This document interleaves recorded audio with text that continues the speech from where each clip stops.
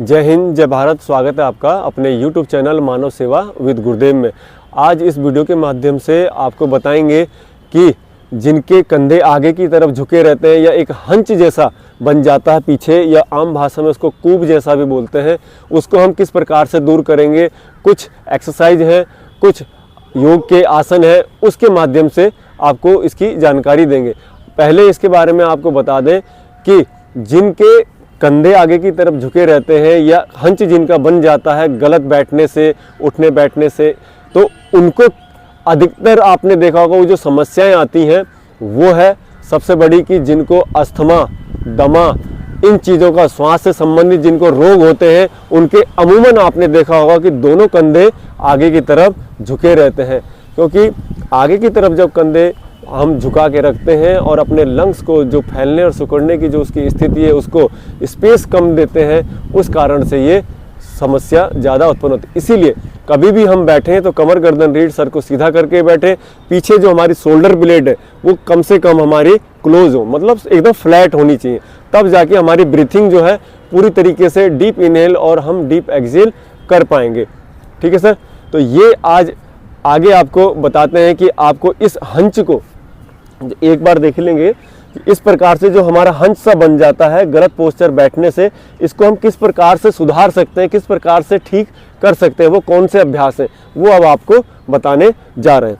सबसे पहले इसमें आप क्या कीजिएगा, इस प्रकार से कहीं पे भी आप जब भी बैठेंगे या तो पैरों को सीधा करके बैठें या फिर पैरों को फोल्ड करके, कोई उसमें दिक्कत नहीं है। बस आपको करना क्या, पहला जो अभ्यास है आपका, दोनों हाथों को इस प्रकार से इंटरलॉक करना है। ठीक है। इंटरलॉक करके शोल्डर को पीछे की तरफ पुश करना है। देखिएगा, ये शोल्डर को पीछे की तरफ पुश करना है और देखिएगा शोल्डर को पीछे की तरफ पुश करना है और हाथों को पीछे इंटरलॉक करके इसको उठा के रखना। यहाँ पे 5 to 10 सेकेंड आपको होल्ड करना है, फिर डाउन, फिर श्वास भरते हुए ऊपर 5 to 10 सेकेंड होल्ड करना है और फिर डाउन, फिर 5 to 10 सेकेंड होल्ड करना है और फिर डाउन। ये आपको कम से कम 15 से 20 बार इस अभ्यास को कर लेना है। ठीक है, ये वाला। ठीक है। इसके बाद आपको जो योगा में हम लोग बताते हैं तो उसमें क्या करना, आपको वज्रासन में आना है। वज्रासन में अगर नहीं बैठ सकते हैं तो भी कोई दिक्कत नहीं है। अगर आप वज्रासन में बैठ जाते हैं तो उत्तान मंडूक आसन एक अभ्यास है। ठीक है। अगर आप आसन का प्रयोग करते हैं तो इस प्रकार से उत्तान मंडूक में दोनों पैरों को एक दूसरे से, घुटनों को अलग करते हुए दोनों हिप आपके एड़ियों के ऊपर बैठ जानी चाहिए और इस प्रकार से आपको दाहिने बाएं हाथ को ऊपर से, ये शोल्डर ब्लेड के लिए देखिएगा, ये आगे की स्थिति है। तो जब हम इसमें इस आसन का प्रयोग करते हैं तो हमारी स्पाइन ऑटोमेटिक ही सीधी हो जाती है ना। और जो हमारे शोल्डर ब्लेड है पीछे आपस में इस तरह से मिलते हैं और कंधे हमारे पीछे की तरफ पुश हो जाते हैं इस प्रकार से। पीछे की एक बार स्थिति को देखिएगा किस प्रकार से रहती है। ये रहा। ठीक है। ये आए हमारे दोनों हाथ जो है, देखिएगा हथेली दोनों कंधों के पीछे। अब ये इसमें क्या होगा कि हमारे शोल्डर जो है पीछे की तरफ पुश हो गए हैं, तो ये जो हंच था हमारा इस प्रकार का, ये हमारा स्पाइन को भी सीधा हो गया और हमारे हंच को भी इसने कम कर दिया। तो ये वाला अभ्यास है आपका। आप इसको अगर वज्रासन में नहीं बैठ पाते हैं, आप नॉर्मली भी आप बैठे हुए हैं, नॉर्मली भी बैठ के आप इस अभ्यास को कर सकते हैं। ठीक है सर, इस प्रकार से ये। ठीक है। आपने पहला एक बार किया, बिल्कुल नॉर्मल ब्रीथिंग, श्वास लेते रहे, छोड़ते रहे और इसको 5 to 10 सेकेंड होल्ड करें पहले अभ्यास की तरह, फिर धीरे से रिलैक्स करके नीचे लाएं, फिर इसके बाद में ऊपर लेकर जाएं, फिर पूरा खिंचाव देते हुए गर्दन को सीधा रखें, स्पाइन को सीधा रखें, शोल्डर को पीछे की तरफ पुश करके रखें, 5 to 10 सेकेंड होल्ड करें और फिर उसके बाद में धीरे से नीचे। ये भी आप 15 से 20 बार करें। पहला अभ्यास भी 15 से 20 बार करें, दूसरा अभ्यास भी 15 से 20 बार करें। दिन में सुबह या शाम 2 बार भी करेंगे तो बहुत ज़्यादा आपको इसमें हंच को दूर करने में आपकी ये मदद करेगा। ठीक है सर। ये हो गया आपके 2 अभ्यास। एक और है गोमुख आसन। अगर आप इसको कर लेते हैं तो इससे और ज़्यादा आपको बेनिफिट होगा। ये शोल्डर पेन वालों के लिए भी बहुत बढ़िया अभ्यास है।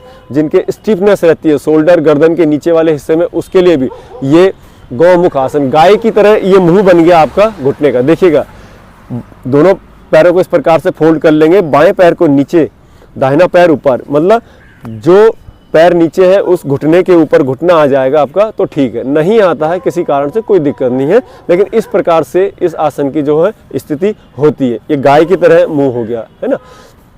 इसमें जो पैर आपका ऊपर है वही हाथ आपने ऊपर से लेना है, जो हाथ आपका, जो पैर नीचे है वही हाथ आपने नीचे से लेना, और इस प्रकार से पीछे इंटरलॉक कर देना है उसको, हाथ को इस प्रकार से, ठीक है। ये यहाँ पे भी आपको 5 to 10 सेकंड होल्ड करके रखना है, ठीक है। और फिर पैरों की बदली, जो पैर ऊपर था वही पैर आपको नीचे ले जाना है, जो पैर नीचे था वो पैर अब ऊपर आएगा। हमारा बायां पैर नीचे था, अब बायां पैर ऊपर आ गया। अब जो पैर ऊपर है वही हाथ आपने ऊपर से लिया, और जो पैर नीचे है वही हाथ आपने नीचे से पीछे इंटरलॉक करेंगे। पीछे भी हम आपको दिखाएंगे किस प्रकार से पकड़ना है उसको, ठीक है। अब इस प्रकार से आपको रखना है, 5 to 10 सेकंड होल्ड करेंगे।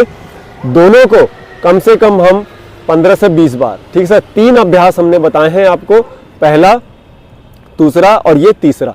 इसमें पीछे की स्थिति क्या होगी उसको आप एक बार देख लीजिएगा। इस प्रकार से जब हम हैं तो ये देखिएगा, दाहिना हाथ ऊपर से गया तो बायां नीचे से। अब इसको लॉक कर देंगे, ठीक है सर। अब जैसे ही हमने लॉक किया तो हमारा जो है स्पाइन बिल्कुल सीधी हो गई और शोल्डर पे हमारा खिंचाव आया, तो ये हमारे हंच को दूर करने में बहुत ज़्यादा मदद करेगा, ठीक है सर। अब इसमें होगा क्या कि आप कहेंगे कि हमारा